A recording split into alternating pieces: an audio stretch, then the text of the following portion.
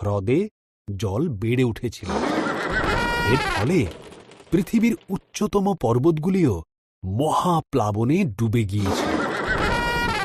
এই অবস্থায় নোহ আর তার পরিবার ও অন্যান্য পশুরা জাহাজে নিরাপদে ছিল এবং তাদের জাহাজ মহাপ্লাবনে ভাসছিল। ঈশ্বর এক মুহূর্তের জন্য নোহর কথা ভোলেননি। ঈশ্বর বাতাস পাঠালেন, জলের স্তর নেমে গেল, জাহাজটি আরারত পর্বতে থেমে গেল। নোহ একটি ঘুঘু পাখিকে বাইরে ছেড়ে দিলেন। যখন পাখিটি আর ফিরল না, তখন তিনি বুঝতে পারলেন পাখিটি এখন নিরাপদে আছে। ভূমি শুকিয়ে যাবার পর ঈশ্বর তাদেরকে জাহাজ থেকে বেরিয়ে আসতে বললেন। তিনি আকাশে প্রতিজ্ঞাস্বরূপ একটি